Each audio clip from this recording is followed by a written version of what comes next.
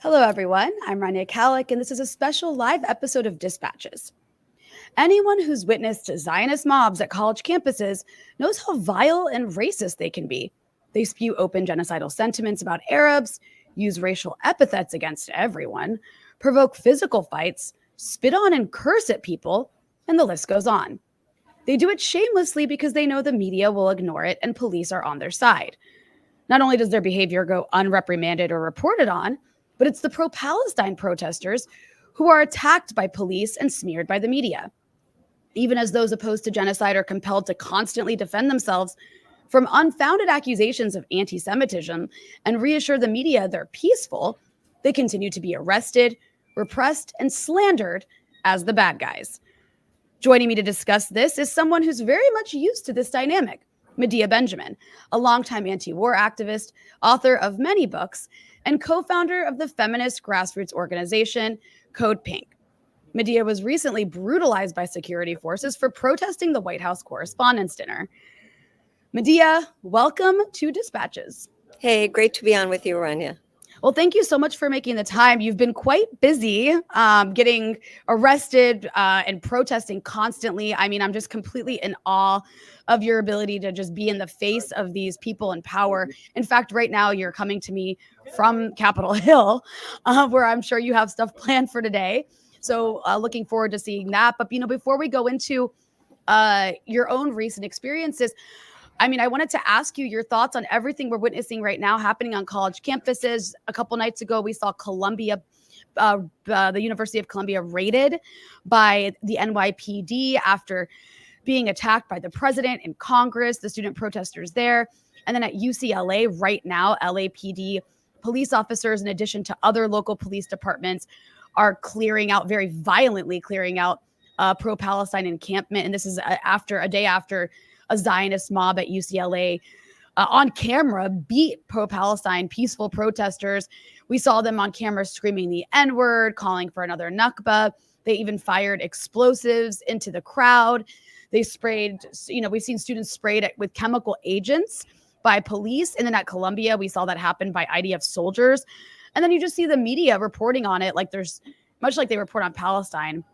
There's just clashes in addition to the fact that they're just smearing these students who are opposed to genocide as anti-Semites, claiming that Jewish students on campuses feel unsafe. So all that's to say, as we're witnessing this take place across the country, I wanted to get your views on what's happening at the moment.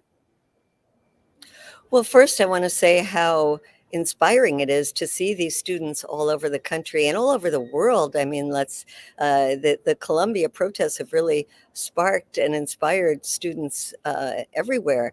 And to see these encampments that have been so beautiful, so peaceful. I've been going to the one at George Washington University every night that I can.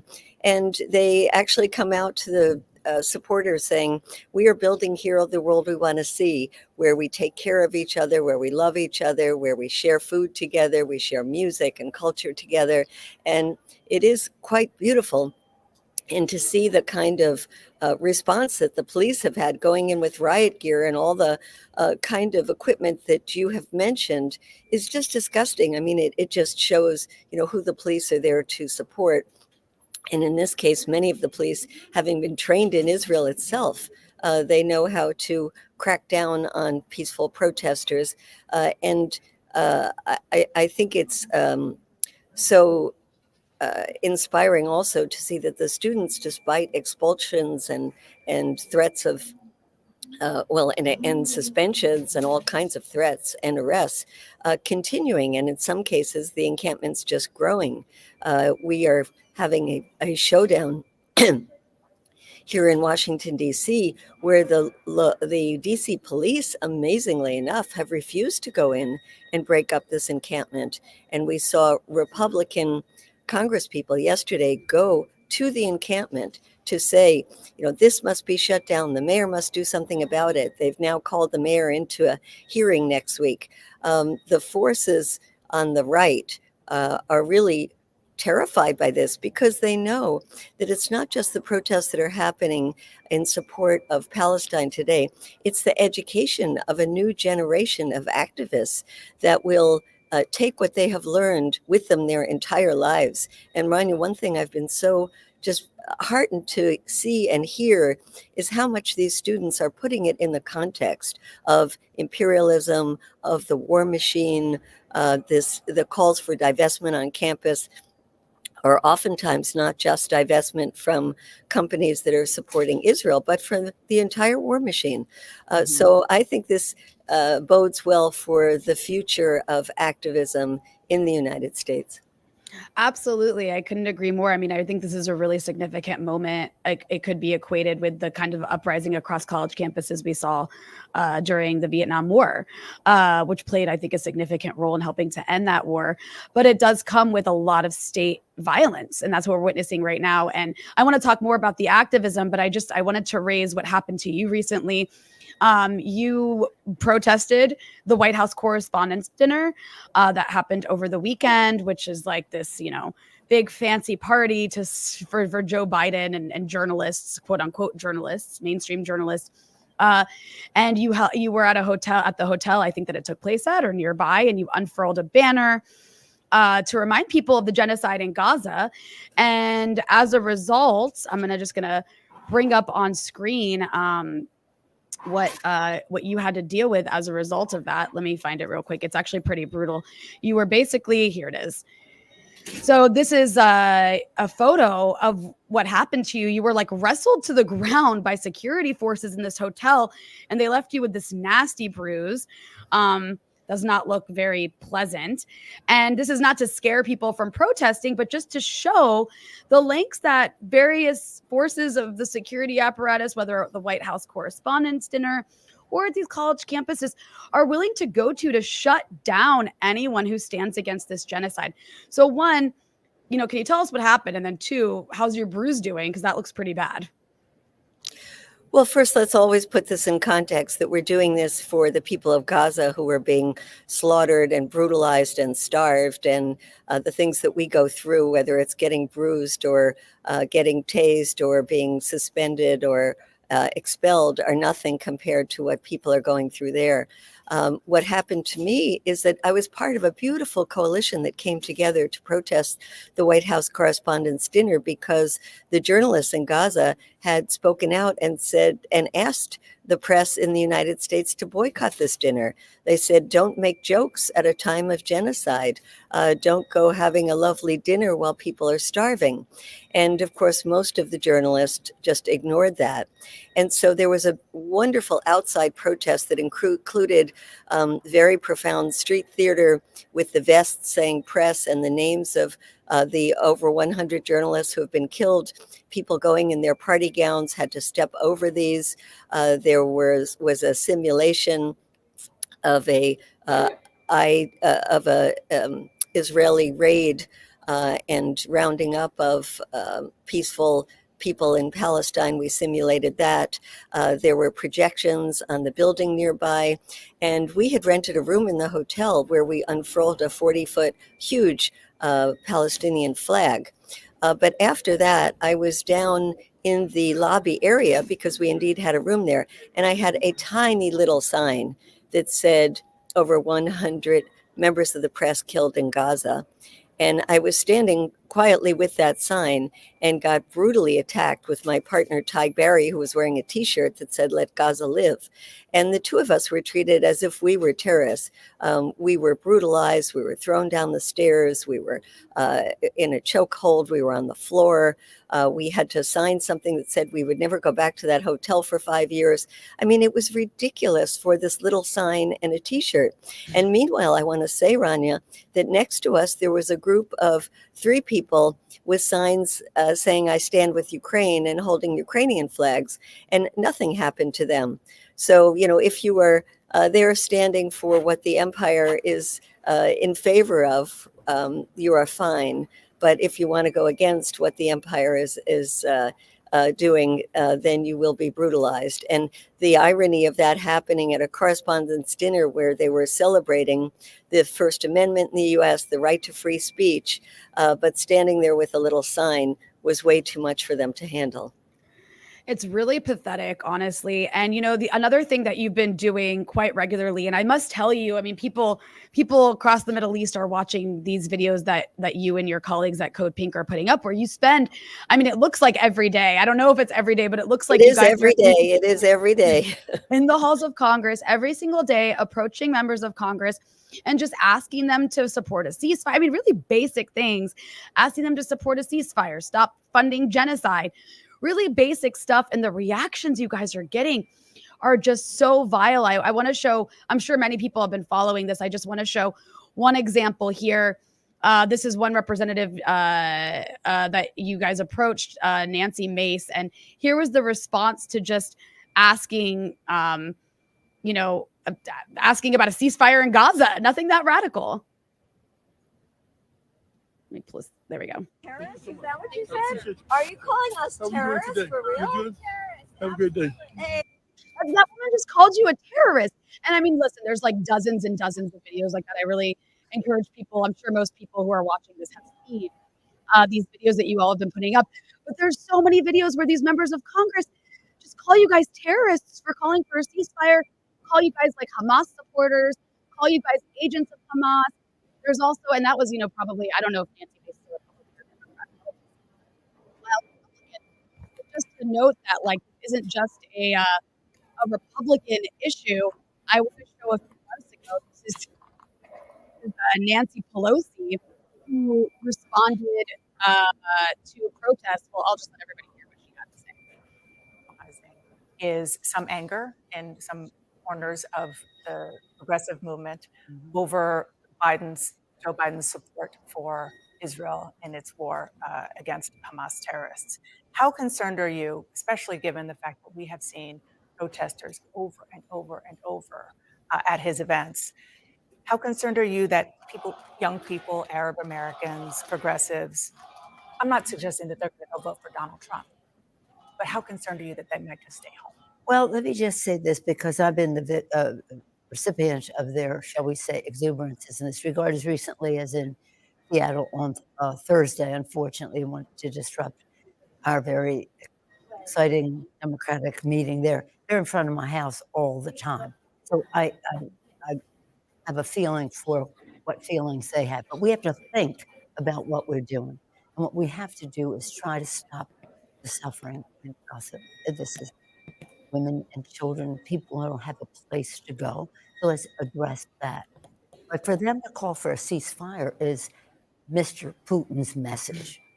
Mr. Putin's message. Make no mistake, this is directly connected to what he would like to see.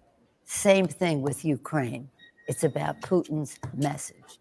I think some of these protesters are spontaneous and organic and sincere. Some, I think, are connected to Russia. And I say that having looked at this for a long time now, as you know. You think some of these protests are Russian plants? I say they're plants. I think some financing should be investigated. And I want to ask the FBI to investigate that. But apart from that, let's just say it's all spontaneous and sincere. All right, I'll leave it there because I can't hear her talk anymore. But okay, so on the Republican side, you're being called terrorists. On the Democratic side, you're being called agents of Russia, sometimes agents of China. How do you respond to all that? Well, I'd like to laugh at it, except that there are calls for us to be investigated. Of course, any real investigation would show that this is just ridiculous, but it is meant to try to discredit us and discredit the message.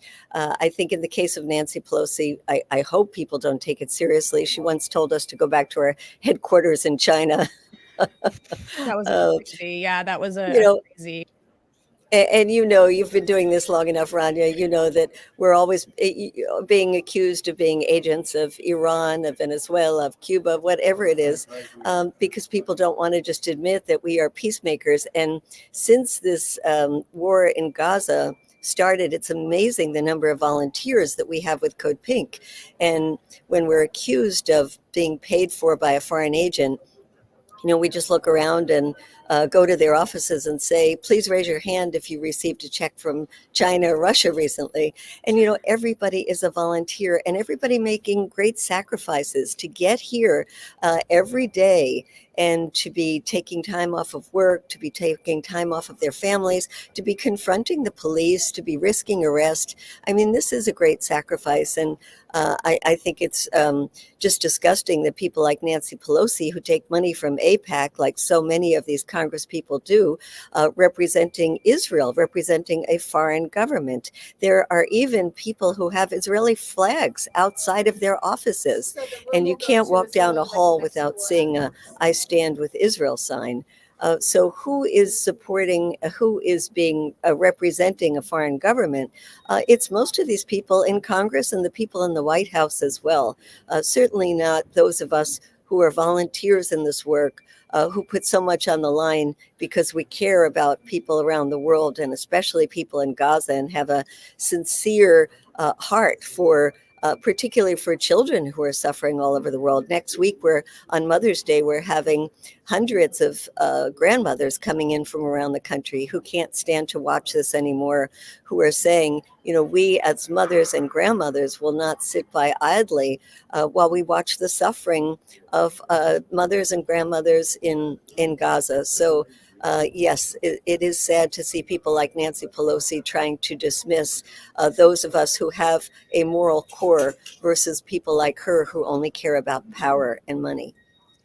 And it's really striking too, because they just don't seem to care about the future of their own party. If obviously, first of all, a majority of the country supports a ceasefire. More importantly, over half of Democrats are at this point opposed to what Israel's doing. They're calling it a genocide.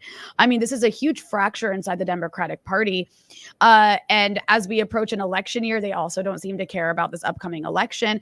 We're looking at a very real possibility of Trump being president again.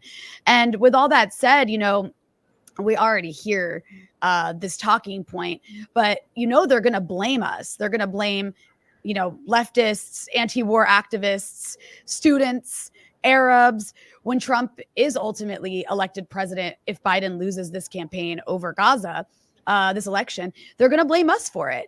So, and they did it last time. You remember after 2016 when Trump won, what did they do? They blamed the progressives. It was our fault.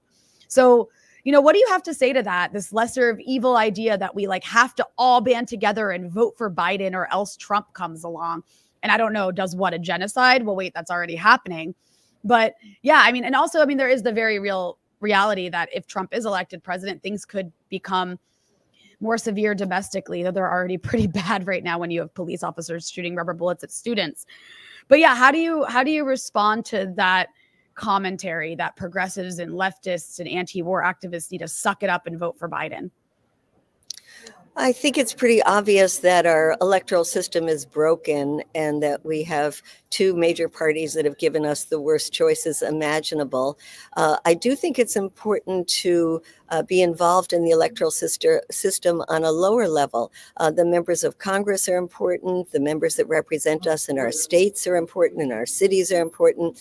And the few members of Congress that we have here who are our allies, they are so key. When we are being harassed in the halls of Congress, we run into their offices like it's the home free, like you can get a timeout. So we need them, and we need to protect the few that are in here and get some more in. But when it comes to presidents, they have to earn our votes, and they don't earn our votes by supporting a genocide and many, many other things. Look at what Biden has done in terms of continuing sanctions against Cuba, against Nicaragua, against other countries. Look at what he has done as not going back into the Iran nuclear deal and exacerbating the tensions throughout the Middle East. Look at the way that he has been acting towards provocation with China. So I say that on the national level, we don't have a choice except for third-party candidates or independent candidates, people like Cornel West, people like Jill Stein. Those are choices that we will hopefully have on the ballot in many states, Claudia de la Cruz. But in terms of the two parties, forget it. Neither of them is going to do anything for us. And I would never vote for Biden in a million years. Of course, I wouldn't vote for Trump in 2 million years. But it's not our fault if Trump wins. It's Biden's fault and the Democratic Party itself. Well, there's also some dangerous things happening in Congress. Yesterday, you had this bill that was overwhelmingly passed to adopt the IHRA definition of anti-Semitism, which essentially is something the Israel lobby and the Israeli government have been pushing in Western countries for years now. It's been adopted by, I don't know, you can correct me if I'm wrong, maybe the Europeans or certain European countries, and essentially equates criticism of Israel with discrimination and racism. The idea in this bill would basically allow people to sue those who receive federal funding for discrimination if they criticize Israel. It's crazy. And they would use Title IX for that, which is something that's supposed to be for the protection of minorities, not for the protection of a country's like ability to commit genocide or carry out an apartheid state. All that said, you know, we've all been accused of being horrible anti-Semites for criticizing apartheid and criticizing genocide. And you are someone who's been accused of that too, but you always make a point to say you are a Jew against apartheid. I'm curious your response to all of these accusations that, you know, we're all just harboring horrible, ideals of anti-Semitism that are consistent with Nazi Germany or something. Well, isn't it curious that here in the Congress, it's Bernie Sanders, a Jewish senator, and curiously enough, it was Jerry Nadler, one of the senior Jewish members of the House and the minority leader of the Judiciary Committee, that came out against this and says this definition is way too sweeping and that we can't conflate anti-Zionism with anti-Semitism. And there are so many of these Christian nationalists that are pushing this. There is real anti-Semitism. I don't deny that. But the way that they are trying to define it is creating anti-Semitism. And there is another bill that will probably be coming up very soon in Congress that will force universities that get federal funding to agree to an imposed monitor by the Department of Education that will go into the schools to be this outside big brother. And it's the universities themselves that will have to pay for this if indeed they want to keep getting federal funds. We also are seeing next week that representatives from high schools, officials are being brought into Congress to testify about anti-Semitism in high schools. So it wasn't enough to constantly be bringing in leaders of universities. Now they're going down to the high school level. And of course, they've been saying for so long that in the UNRWA schools, they teach the Palestinians to hate Jews, which is definitely not the case. So this is a witch hunt. This is a type of McCarthyism. It is extremely dangerous. And as a Jew, I feel that it is making me less safe, not more safe, to have these kind of laws, bills, requirements that are really meant to stifle free speech and discussion and legitimate criticism of a genocidal regime. Yeah. And then also I want to just I just want to highlight the fact that when it comes to Zionists, when it comes to racism, that's who exudes it more than anybody else. Not just racism, just really vile stuff. And I remember this interaction you had. I'm going to pull it up here with. This was a few months ago, but I remember it because it was so shocking. You went to a pro-Israel demonstration that was like not very big, but it was basically Zionists demonstrating in DC against those calling for a ceasefire in Gaza. This was back in November. So this was like a month or so into the genocide. And the reaction you got for just holding up a sign, I think it was like, we'll see in a second. I think it was like a Jew for peace, for ceasefire sign or something. And you were being very polite. I just want to show the reaction you got because this is very common when it comes to confrontations with these people. I wish they will rape you alive. They will film you. Why don't you get kidnapped by them in Gaza and see if people come and save you? Because we should have a ceasefire and negotiate with terrorists. They're just going to say, oh, you stop bombing us, we'll stop bombing you. Here, take them back. Yeah, they'll just stay here. Take them back. Israel controls whether they have water, whether they have No. We generously give them water. We generously give them It's their land, my dear. Access to it. It's their land that was taken from them. Jesus was a Jew. Do you know that? He was born there. The Jews were there first. Oh, there were no Read the Torah, Palestinians there? read the Old Testament, read the New Testament. Of course, and I know that there's over 400 Palestinian villages that were destroyed in 1948. What's called the Who was Nakba. here first? Indigenous people. Right. So should we all be kidnapped and tortured, our babies put in an oven because we took it from the Native Americans? But yet you're living here. I think we should torture you and your family. Let's cut open your stomach, take out your fetus and throw it in an oven and then smell it while they torture you and cut off your body parts and rape you, make you naked and drag you through the street. I just wish your kids would be there. Yeah, you are fucking so stupid. I wish they will rape you alive. They will film you, and if your mother will be alive, they will send the video for your mother to see how you burn. That's what I wish. And this is, if this is okay for you, so I don't know what you made from. To wish that It's anybody terrible. It's terrible that people had it. I know. People burned alive. And it's The terrible. mother what watch it on the TV, bomb- on the video, You know on what the a bomb- video. You know what it bombs They us? film it. It burns people Oh, alive. they didn't. Why don't you go to Gaza? Really? Why don't you go to Gaza to live there? Why don't you go there? Like a Why don't you go there? It's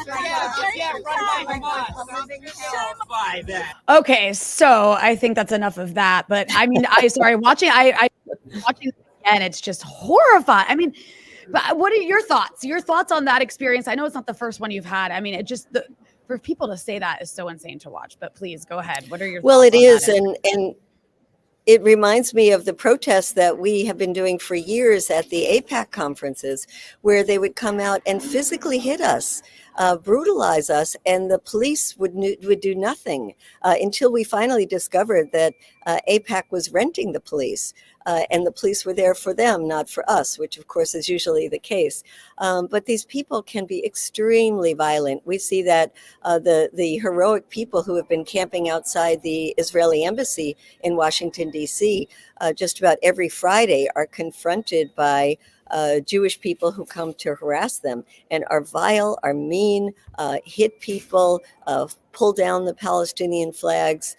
So yes, and of course, this is just a mild reflection of how vile and mean that they are to people in Palestine. Yeah, I mean, that's what colonialism does to people. It turns them into monsters. I mean, just to hear someone wish those things upon you because you support a ceasefire is so insane. But that's where we're at. And Medea, I know that you have a place to be. So I just have a couple more things I want to ask you here, because I do think it's very important. You mentioned something about the fact that on campuses right now, this is a learning experience for a lot of students who are starting to learn about not just the genocide in Gaza, not just Israeli apartheid, but also the fact that this is a part of a larger structure of imperialism, of empire. So I'm curious, you've been protesting for a long time. Since I've gone to anti-war protesters, anti-war protests in DC, I've seen you there, whether we're talking about Iraq or Libya or Syria or Afghanistan or Palestine. So can you put into context how what's happening in Gaza is part of a bigger structure of this war machine that you are constantly advocating against? Well, yes, and I'm really so heartened to see people who come out of the anti-Vietnam War movement, like myself, to see the young people making the connections with that. And of course, the protests around the country are reminiscent of what we were doing back in the 1960s. I talked to a student at GW who had a sign out saying, "Stop the war machine." And when I talked to her, it was just amazing. I mean, she talked about not just Vietnam, she talked about the Korean War. She talked about the U.S. intervention in places from Latin America to Iran and overthrowing democratically elected governments. I mean, it makes me want to cry just thinking about all these people who now understand how vicious our government has been, not only to people at home, of course, a country that was founded on its own genocide and slavery, but what we've done to people around the world. And I've seen myself, having traveled to places that were trying to make a difference, countries that tried to build socialism, African countries that were just getting their freedom from colonial powers, Latin American countries that we're saying we need a different model, and how the U.S. has come down on them and to try to destroy every alternative model that was created or tried to be creative. And I feel now that there's some hope that people see this, that they recognize the solution is not going to be at the ballot box. The solution is going to be to change this government. I hope there are major uprising at the conventions, both in Chicago and Milwaukee this summer. But more than that, I really am I'm hopeful that in the future that young people who have been molded by this experience will really understand and become the internationalists that are able to not only make these connections all over the world, support people who are trying to build new systems in different parts of the world, but build our new system at home, because we can't continue to spend $1 trillion of our tax money on militarism and then think that we're ever going to have a good healthcare system, free college education, an end to homelessness in the United States. I mean, these things are just incompatible. So it is in all of our interests to keep fighting, to side with the Palestinians, and to recognize that this is a part of a much larger and more beautiful struggle that could lead us into a much better world. I certainly hope so. And lastly, I just want to ask you to maybe address people who are watching what's happening across the country and are sure inspired by it, but also a lot of the state violence we're seeing protesters, not just repress protests, but also intimidate people from. And so what's your response to people who maybe are looking at what's happening and maybe feel a little intimidated or worried about getting involved because they don't want to get hurt, or, you know, they're just hurt, they don't want to, you know, risk losing their jobs or whatever, all the various, you know, ways that people are attacked for raising their voice against this genocide? Yeah, first, just be glad every time you wake up in the morning and you're alive. Every time you wake up in the morning, and if you have a roof over your head, you are extremely lucky. If you can have breakfast, if you can have a glass of clean drinking water, you are extremely lucky to be able to do that. And think about the people who don't have those basic things, whether it's your neighbors, or people in other parts of the world. Can you hear me? Yeah. Yes. Yeah. And to know that those of us who have those privileges, whatever they are, have an obligation. I know when I was writing a book years ago about a peasant woman who lives such a difficult life and yet get up every single morning to continue to organize, she said, we don't have the luxury to be tired. We don't have the luxury to be depressed. We don't have the luxury to give up. This is what we must do.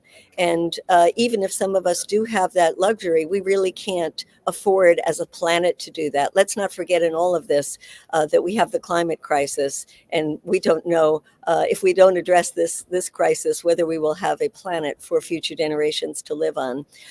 So we have to fight like heck while we can.